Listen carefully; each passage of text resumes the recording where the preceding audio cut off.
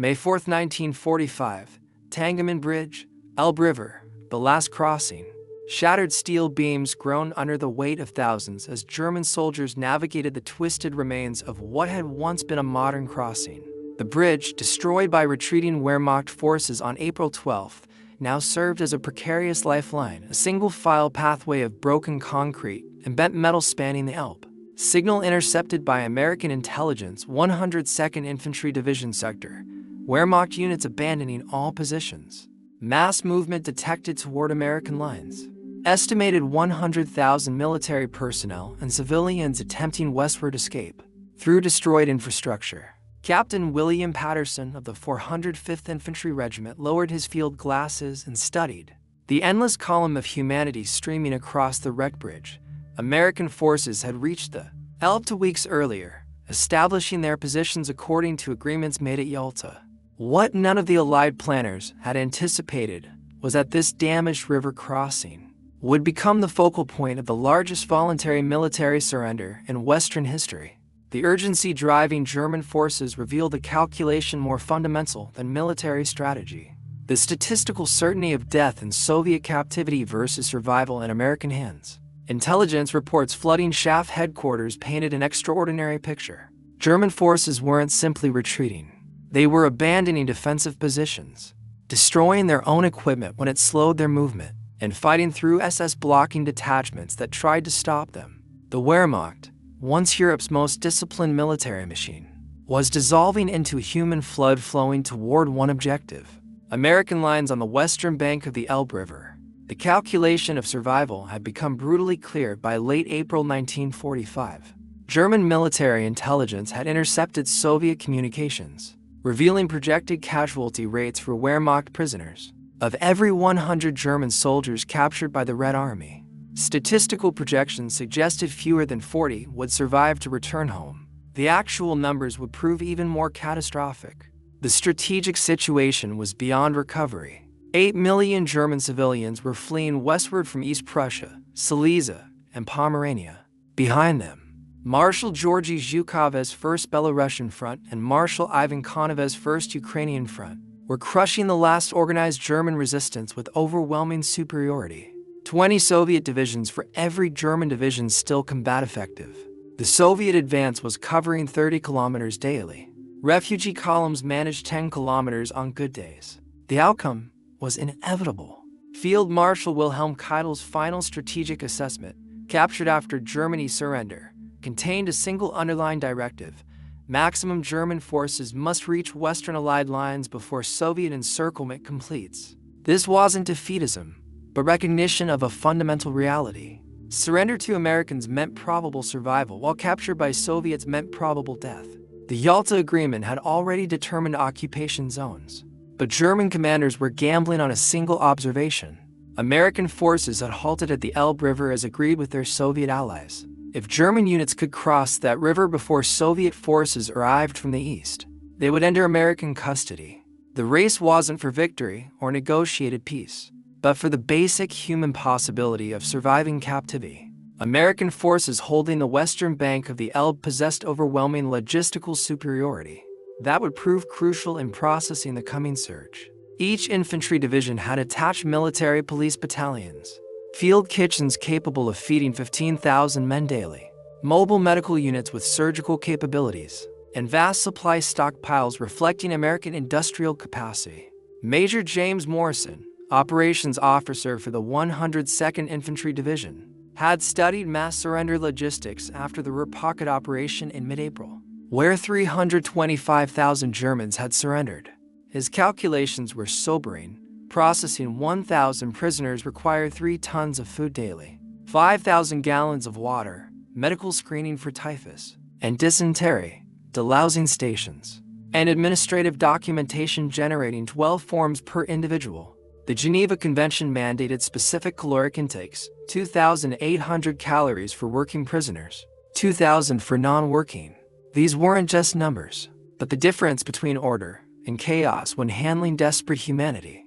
German forces approaching the Elbe represented the full spectrum of Wehrmacht dissolution. Elite Waffen SS units still possessed operational Tiger tanks and sophisticated communications. Regular army divisions had been reduced to battalion strength, carrying only personal weapons. Volkssturm units, boys as young as 14 and men over 60, possessed only armbands and obsolete rifles from World War I.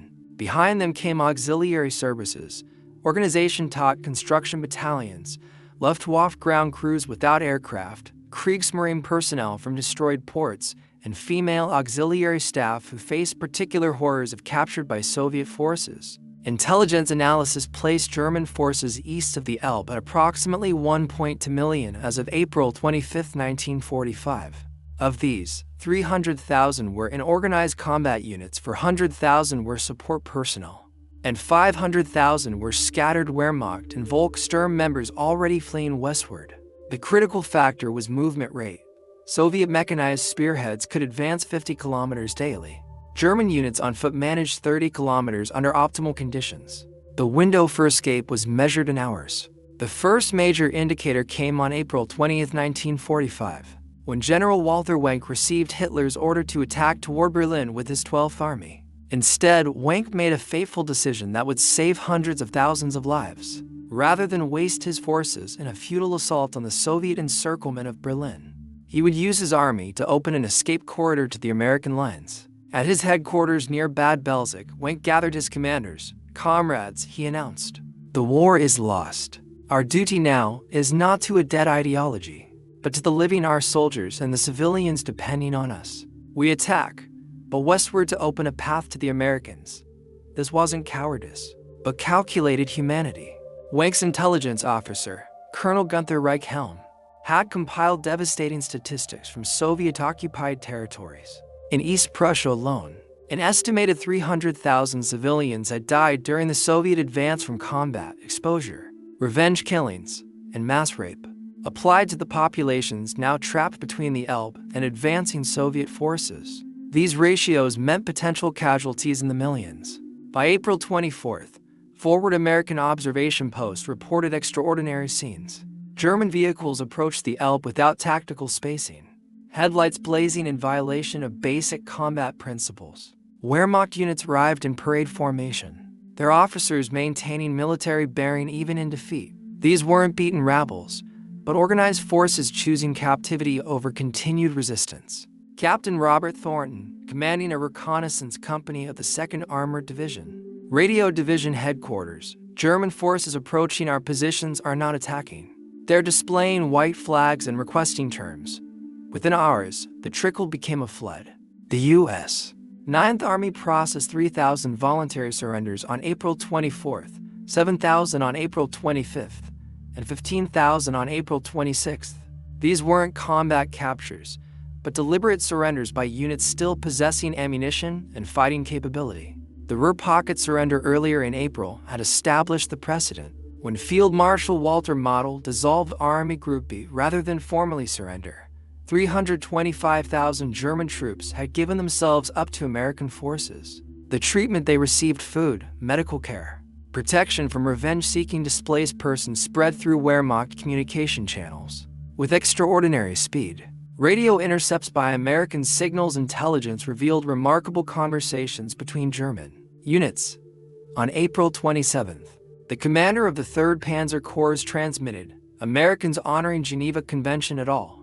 Collection points, medical treatment provided, food distribution confirmed."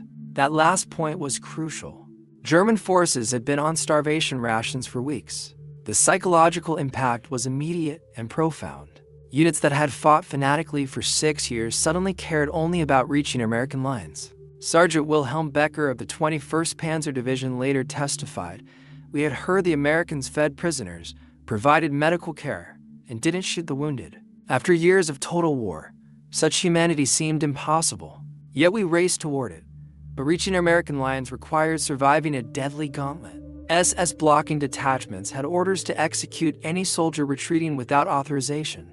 Military police units established checkpoints on all Western roads. Turning back or shooting defeatists attempting to flee, the SS remained fanatically loyal even as the Reich collapsed around them, viewing surrender as betrayal rather than survival.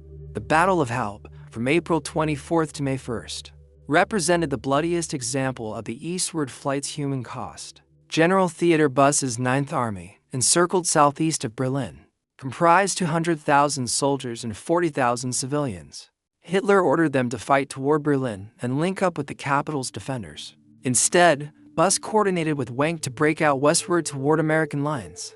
The breakout began at 2000 hours on April 25th. Leading elements of the 11th SS Panzer Corps used their last fuel reserves to punch through Soviet lines near Halb village. Behind them came an extraordinary procession: combat troops, medical units, administrative personnel, civilian refugees, military dependents, even regimental bands carrying their instruments. The column stretched 30 kilometers through the Spree Forest, a serpentine mass of humanity, stumbling through swamps and woods. Soviet forces reacted with overwhelming firepower. Katyusha rocket batteries fired into packed columns. Ielta Sturmovik aircraft strafed anything moving. T-30 for tanks crushed defensive positions and the people manning them. The forest became a slaughterhouse. Bodies piled up at stream crossings where Soviet machine guns had perfect fields of fire. Wounded soldiers who couldn't keep up were abandoned where they fell. Colonel Hans von Luck, commanding remnants of a panzer regiment, described the horror: no longer war, but massacre. Soviet artillery turned forest paths into death zones. We kept moving because stopping meant certain death. I saw officers shoot their own wounded rather than leave them for Soviet capture. The statistics were catastrophic. Of 200,000 who began the breakout, approximately 40,000 reached Wenck's lines and eventual American captivity. The Halb Forest Cemetery today contains 24,000 graves, most marked unknown German soldier. Another 60,000 were captured by Soviet forces, few of whom would survive captivity. The remainder simply vanished, killed in unnamed skirmishes, drowned attempting river crossings, or lost in the forest depths. General Wenck's 12th Army performed one of the war's most remarkable humanitarian operations, defying Hitler's direct orders to attack toward Berlin. Wenck instead established a 40 kilometers corridor from the Elbe River to the scattered remnants of German forces trapped to the east. His 100,000 troops, including the elite Clausewitz and Scharnhorst divisions, held this passage against Soviet pressure, while refugees streamed through. The general established his headquarters in a schoolhouse near Furch, transforming it into a coordination center for the evacuation. His staff worked around the clock, organizing transportation for the wounded, distributing the army's last food supplies to civilians, and maintaining radio contact with scattered German units still fighting their way west. Lieutenant Hans Meiman, serving in Wenck's operations section, recorded the magnitude of their task. We estimate 500,000 civilians in our sector, plus remnants of 20 different military units. No food for civilians, medical supplies exhausted, ammunition sufficient for perhaps 48 hours of combat. Yet we must hold until all who can be saved reach American lines. Wenck personally visited forward positions, encouraging exhausted soldiers to hold their positions just a few more days. To his men, many of them teenagers from training schools or elderly Volkssturm, he became a figure of almost mythical determination. He could have fled, one soldier later recalled. Senior officers were disappearing daily, heading west in staff cars, but Wenck stayed. And because he stayed, we stayed. The general's tactical brilliance showed in his defensive positioning. Rather than attempting to hold a continuous line, he established strong points at key road junctions and river crossings, forcing Soviet units to deploy for formal attacks rather than simply pursuing. This bought precious time for the refugee columns, though at terrible cost to the defending units. The damaged Tangeman Bridge became the focal point of the evacuation. Wehrmacht engineers had blown the modern structure on April 12 to slow the American advance. But ironically, its twisted remains now served as the only crossing point for 50 kilometers in either direction.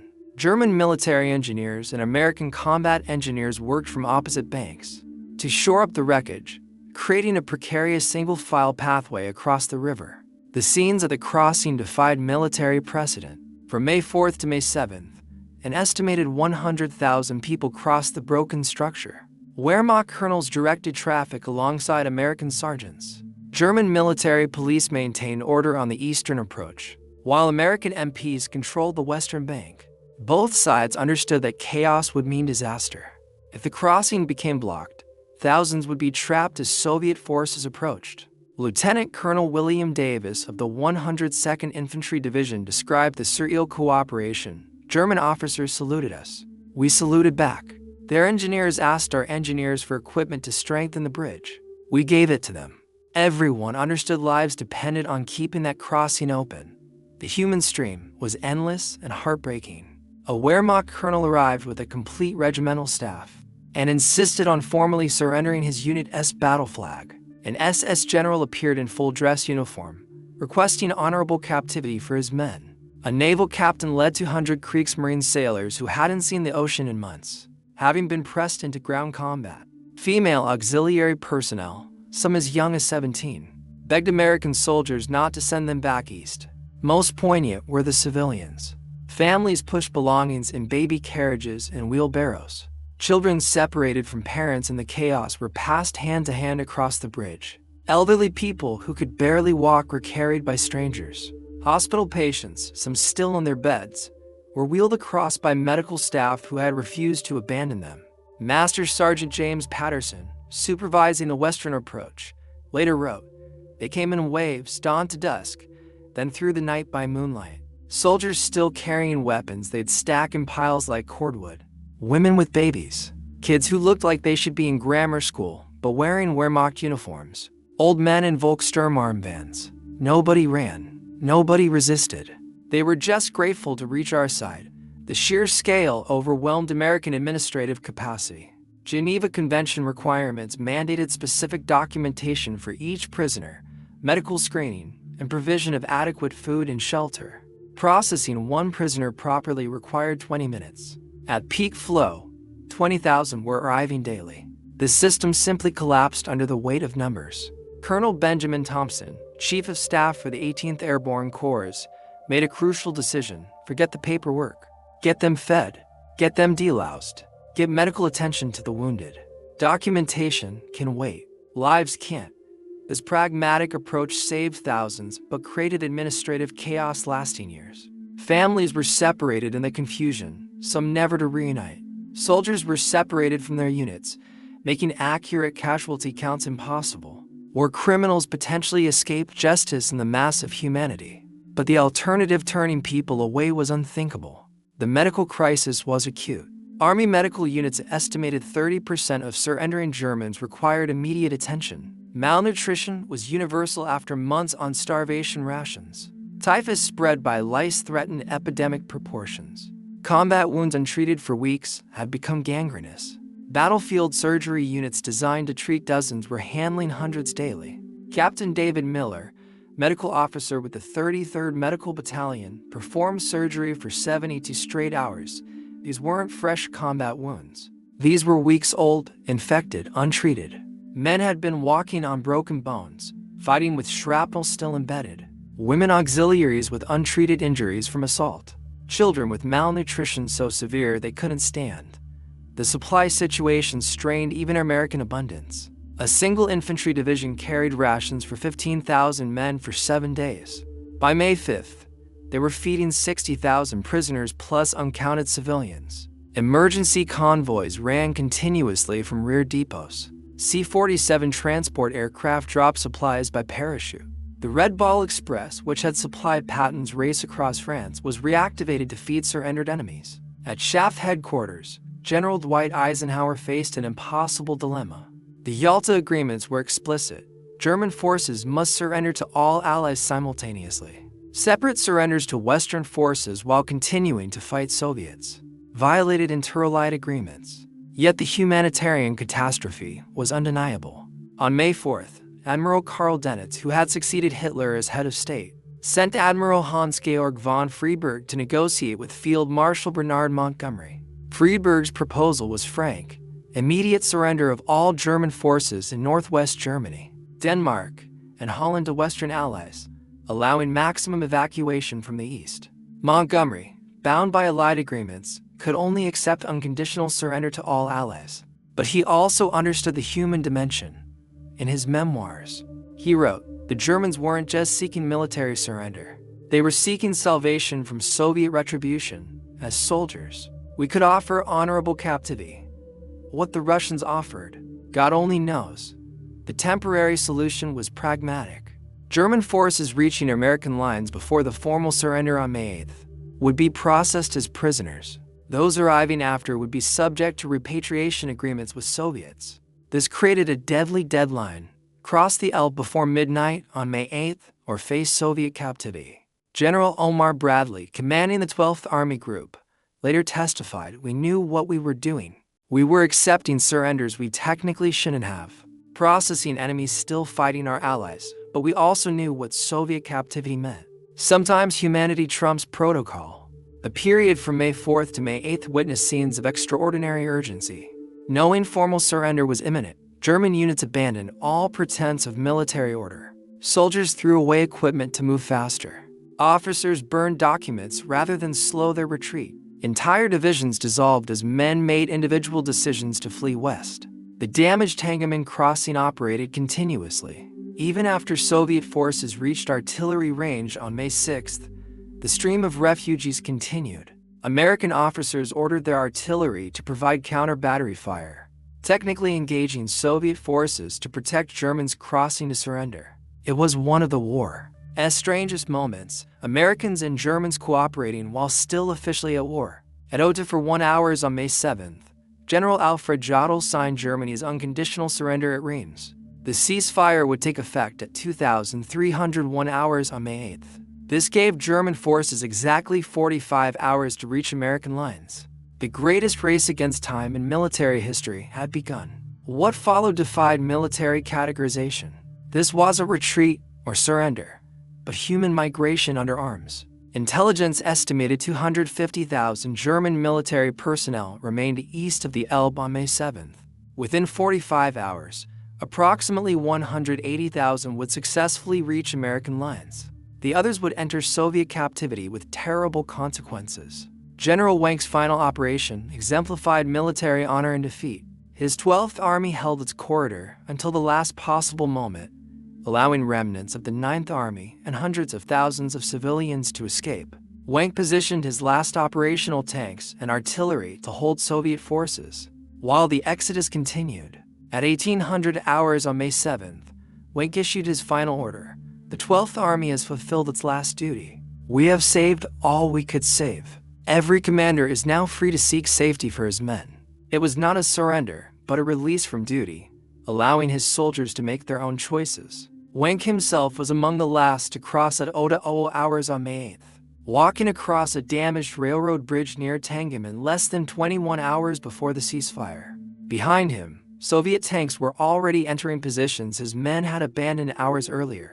Of his original 200,000 men, approximately 100,000 reached American lines. An estimated 250,000 civilians were saved by his defiance of Hitler's orders. Individual stories revealed the depth of desperation. Luftwaffe Lieutenant Klaus Hartmann flew his Messerschmitt Bf 109 west until fuel ran out, crash landing in an American-occupied field rather than risk Soviet territory.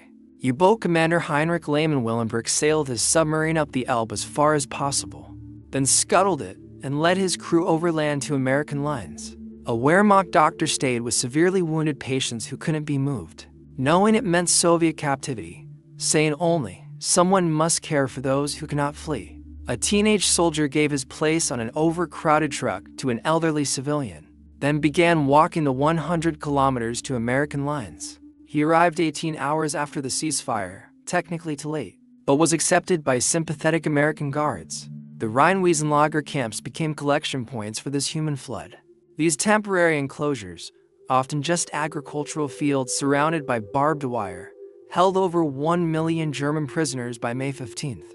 Conditions were harsh but survivable, the crucial difference from Soviet camps.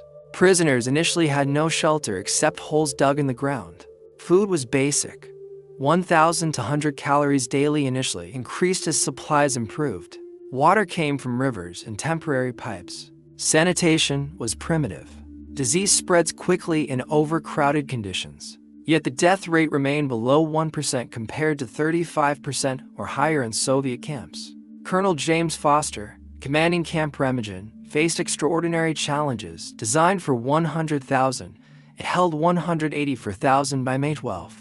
We had SS generals next to communist prisoners, Hitler Youth teenagers besides Stalingrad veterans, female auxiliaries requiring separate facilities, naval personnel who'd never seen ground combat. It was controlled chaos, but we maintained order and kept them alive. The processing revealed complete Wehrmacht collapse. Some units arrived with complete documentation enabling accurate recording. Others had no identification beyond remembered names. Classification proved impossible. Were Hitler Youth members soldiers or children?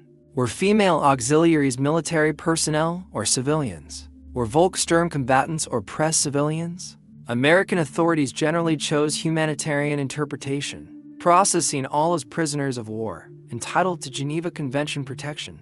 What German forces fled became clear as Soviet-occupied territories revealed their grim reality. NKVD documents declassified after 1991 confirmed German fears were justified. Of approximately 3 million German prisoners taken by Soviet forces, at least 1.1 million died in captivity. The death rate in 1945 to 1946 exceeded 50% in many camps. Causes were multiple and interconnected. Soviet logistics could barely supply their own forces, let alone millions of prisoners. German prisoners received 600 to 800 calories daily, far below survival requirements for forced labor. Medical care was virtually non-existent. Typhus, dysentery, and tuberculosis spread unchecked. Siberian winter temperatures dropped to -40°C without adequate clothing or shelter. Beyond material deprivation was systematic brutality. Soviet guards, many having lost families to German atrocities, showed little mercy. Prisoners worked in uranium mines without protection and logging camps with impossible quotas on construction projects where safety was ignored. The wounded and sick were often shot as useless mouths. Former Soviet officer Viktor Estefiev later wrote, "We were told every dead German was payment for our suffering, payment for Leningrad, Stalingrad, for 27 million Soviet dead." Guards competed to see who could work prisoners to death fastest. To show mercy was to betray our fallen comrades. The statistics told the entire story. American records show that of 3.8 million German prisoners in Western custody, approximately 137,000 died, a death rate of 3.6%. Most deaths occurred from wounds received before capture or disease in the war's chaotic final weeks. By June 1945, the death rate in American camps had stabilized at 0.15% monthly. Soviet records, even official ones, reveal catastrophe. Soviet figures acknowledge 356,700 German prisoner deaths, but German research indicates the true number exceeded 1 million. The MASH Commission documented that of prisoners taken in 1945, fewer than 50% survived to 1950. The differential was starker for specific groups. Waffen-SS members had a 20% survival rate in Soviet camps versus 95% in American custody. Female auxiliaries faced systematic assault in Soviet custody, while Americans generally released them within months. Hitler Youth teenagers were often executed immediately by Soviet forces as fascist fanatics, while Americans processed them as juvenile prisoners, requiring rehabilitation rather than punishment. The mass surrender to American forces in 1945 had profound consequences for post-war Europe. American and British forces controlled the majority of surviving German military personnel, providing crucial intelligence advantages as the Cold War began. Operation Paperclip succeeded partly because technical personnel had deliberately surrendered to Americans. Werner von Braun's rocket team traveled 500 kilometers through collapsing German lines specifically to reach American forces. "We despise the French, fear the Soviets, don't believe the British can afford us. That leaves the Americans," von Braun told colleagues. His decision would eventually put Americans on the moon. The demographic impact was equally significant. East Prussia, Silesia, and Pomerania lost virtually their entire male population of military age killed in combat, fled west, or disappeared in Soviet captivity. Entire family lines were extinguished. The German Democratic Republic would struggle for decades with gender imbalance, created by the loss of so many men. The psychological impact lasted generations. Families divided by the inner German border often traced their separation to those desperate days in May 1945, some members reaching American lines, others trapped in Soviet occupation zones. The arbitrary nature of survival determined by which army captured you became a defining trauma of German post-war experience. By 2,301 hours on May 8, 1945, when the ceasefire took effect, American forces had processed approximately 1.5 million German military prisoners. In the war's final 3 weeks, the 102nd Infantry Division alone accepted the surrender of 313,000 enemies, more than the entire German army that invaded Poland in 1939. The final tallies staggered contemporary observers. The U.S. Ninth Army reported 423,000 prisoners between April 20th and May 8th. General Omar Bradley later wrote, "We prepared for victory, not for this." The German army didn't just surrender, it dissolved. Men who'd fought fanatically for 6 years suddenly cared only about reaching our lines. They knew what we've learned later. Surrender to us meant life. Capture by Soviets meant probable death. The numbers continued growing even after the ceasefire. Between May 8th and May 31st, another 874,000 German military personnel managed to reach Western Allied lines from Soviet-controlled areas, either through escape, administrative confusion, or sympathetic interpretation of dead lines by American and British forces. Individual stories revealed the human dimension behind statistics. Corporal Friedrich Müller, who surrendered at Tangeman on May 5th, kept a diary throughout captivity. First day without fear in 6 years. Americans gave us bread, real bread, not sawdust. Guard offered cigarettes. I cried. After what we did, why do they treat us as humans? Nurse Hildegard Schneider crossed the Elbe with the military hospital unit. We had 300 wounded. Americans took them all, even SS men. American doctors operated through the night, saving German soldiers. One told me, "The war's over. Now we're just doctors and you're just patients." I couldn't believe such mercy existed. Wehrmacht Private Hans Bauer, age 17, later testified, "I'd been told Americans would torture prisoners, that surrender meant dishonor. Instead, they gave me chocolate. I hadn't seen chocolate in 3 years. A medic treated my infected wound. An officer asked if I could contact my mother. They treated me not as an enemy, but as a boy who'd been forced to fight." Former SS officer Wilhelm Harding, who expected execution, instead received medical treatment for wounds and eventual release. "I deserved no mercy. My unit had committed terrible acts. Yet Americans treated me according to law, not revenge. That mercy haunted me more than any punishment could have." General Walther Wenck survived the war, living until 1982. In a 1975 interview, he reflected on those desperate days. "I disobeyed Hitler as orders and would do so again. My duty wasn't to a dead ideology, but to living men under my command. Every soldier we got across the Elbe was a victory. Every civilian saved was a triumph. We lost the war, but in those last days we saved what could be saved: human lives." Wenck never expressed regret for his defiance. "Hitler ordered us to sacrifice ourselves for his Götterdämmerung fantasy. I chose instead to save my men for their families, for Germany's future. Between honor and humanity, I chose humanity. History can judge whether I was right." His actions saved an estimated 150,000 soldiers and civilians from Soviet captivity. Many survivors and their descendants still gather annually on May 8th to honor Wenck's memory, calling him the general who chose life over death, mercy over ideology. The mass German surrender to American forces in April-May 1945 represented more than military capitulation. It was a massive humanitarian crisis, an ideological collapse, and ultimately a testament to mercy's power in warfare's darkest hour. The event challenged traditional narratives. German forces didn't simply stop fighting when ordered. They actively sought American captivity as salvation. The disciplined Wehrmacht of 1940 had become a desperate mass by 1945, willing to risk everything to avoid Soviet retribution. For American forces, the experience proved transformative. Young soldiers who'd fought across Europe suddenly found themselves saving enemies who days before had been trying to kill them. The professional handling of this crisis, despite overwhelming numbers and logistical challenges, demonstrated American organizational capability and fundamental humanity. Military historian John Keegan later wrote, "The German flight to American lines in 1945 was unprecedented. Never before had such numbers deliberately sought specific captivity, while still capable of resistance. It demonstrated that even in total war, human calculations of mercy versus revenge could override ideology and orders.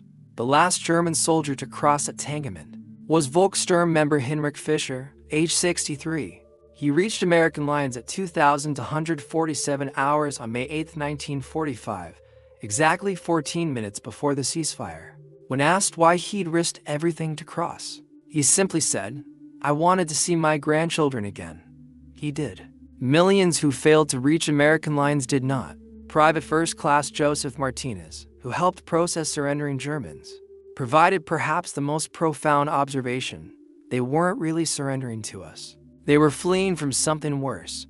We just happened to represent survival. Any one of us might have done the same in their position. The desperate German flight to American lines in 1945 revealed fundamental truths about warfare and human nature. Even in humanity's darkest conflict, the difference between mercy and revenge, between life and death, could be measured in the simple question of which uniform received your surrender. For millions of Germans in April and May 1945, that difference was everything.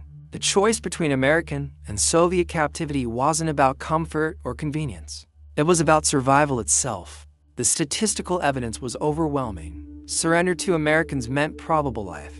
Capture by Soviets meant probable death. The final accounting was stark. Of Germans who surrendered to Western allies, 96.4% survived captivity. Of Germans captured by Soviets, fewer than 65% returned home.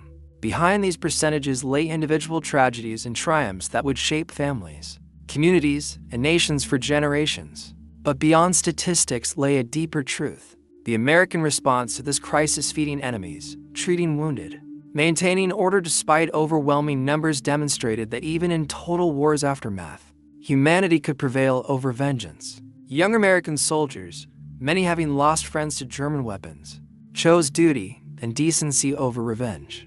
The damaged crossing at Tangeman became more than a bridge over the Elbe. It was a passage between life and death, between mercy and retribution, between the Western and Soviet interpretations of victory. Those who crossed it before May 8, 1945, generally survived to rebuild their lives and country. Those who didn't faced years of suffering in Soviet camps, if they survived at all. The mass surrender also demonstrated war's ultimate irony. The Wehrmacht, which had begun the war as conquerors seeking Lebensraum in the east, ended it as refugees fleeing westward. The master race ideology collapsed into desperate individuals seeking only survival. The Thousand-Year Reich lasted 12 years, ending with its soldiers racing to surrender to armies they'd once dismissed as decadent democracies. For historians, the event raises profound questions. Was American acceptance of these surrenders a humanitarian triumph, or violation of interallied agreements? Did saving German soldiers from Soviet captivity serve justice or subvert it? The answers remain debated, but the human impact was undeniable.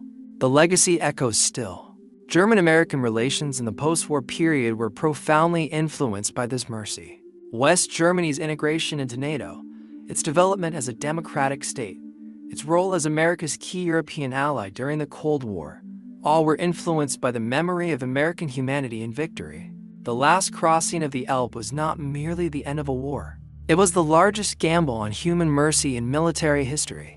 A desperate bet by defeated enemies that their conquerors would choose humanity over vengeance. For those who made it across, it was a gamble that paid off with the only currency that ultimately mattered: their lives and, through them, the future of a nation that would rise from the ashes to become a cornerstone of European democracy. The damaged bridge at Tangeman, where so many crossed from death to life, was never rebuilt, but its memory endures as a monument to one of warfare's fundamental truths.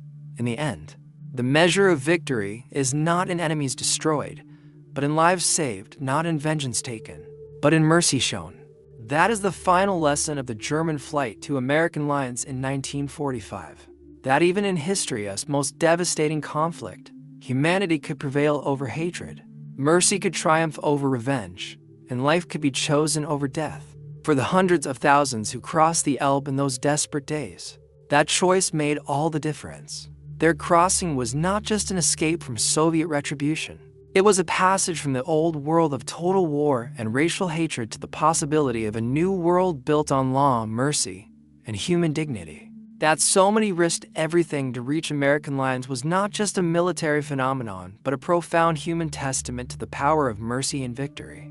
The story ends where it began, at a damaged bridge over the Elbe where desperate enemies became grateful prisoners, where American soldiers became unlikely saviors, and where the simple act of accepting surrender became an affirmation of humanity's capacity for mercy even in its darkest hour. That is the lasting legacy of those desperate days in 1945. Proof that even in total war's aftermath, the choice between mercy and revenge, between humanity and vengeance, could determine not just individual fates, but the future of nations and the judgment of history itself.